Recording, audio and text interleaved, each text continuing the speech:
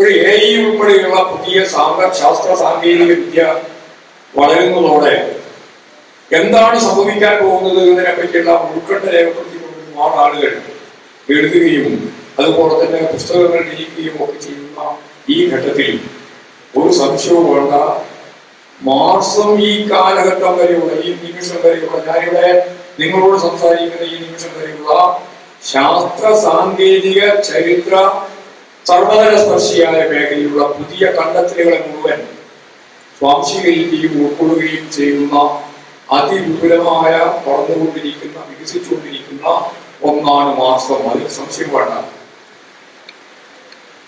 ഇവിടെ AI ഉപയോഗിക്കുമ്പോഴുള്ള പ്രശ്നം എന്താ?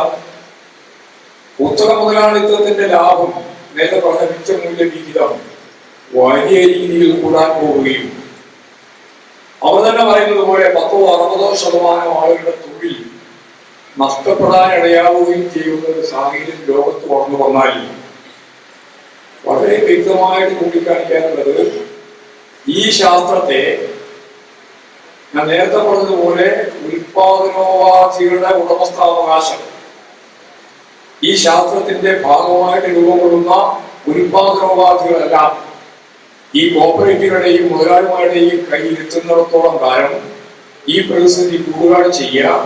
വലിയ പോരാട്ടങ്ങളും സമരങ്ങളും ശക്തിപ്പെട്ടു വരികയാണ് ചെയ്യുക. അതിന്റെ അർത്ഥം അടുത്ത കൊല്ലാവുമ്പോഴേക്ക്, അതിന്റെ അപ്പുറത്തെ കൊല്ലാവുമ്പോഴേക്ക്, അടുത്ത 10 കൊല്ലം കൊണ്ട് ഇതെല്ലാം മാറി പുതിയ രീതിയിലേക്ക് മാറുമെന്ന് ഞാൻ പറയാൻ ഉദ്ദേശിക്കുന്നില്ല. ഒരുപാട് കാലം കൂടിയുണ്ട്. പക്ഷെ ഈ വൈവിധ്യം കൂടുകയാണ് ചെയ്യുക.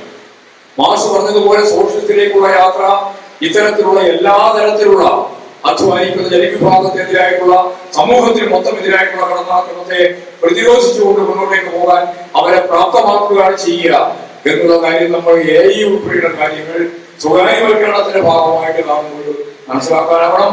ജനകീയ ഏതാണ്ട് ഇതിനേക്കാൾ മെച്ചപ്പെട്ട രീതിയിലുള്ള AI സംവിധാനത്തെ ഉപയോഗിക്കാൻ തുടങ്ങിയിട്ടുണ്ട്.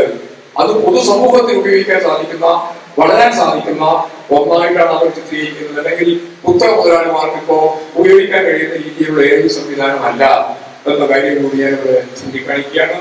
മറ്റൊരു വിശദീകരണത്തിലേക്ക് അതിന്റെ ഭാഗമായിട്ട് നടക്കുന്നില്ല.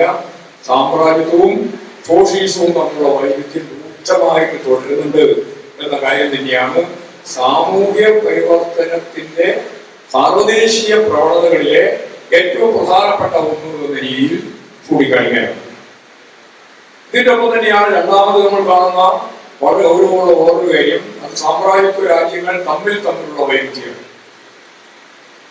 ഒന്നാം ലോകമായുധവും രണ്ടാം ലോകമായുധവും ഒക്കെ രൂപപ്പെട്ടു വന്നത് ഈ സാമ്രാജ്യത്വ രാജ്യങ്ങൾ തമ്മിലുള്ള വൈവിധ്യത്തിൽ നിന്നാണ്.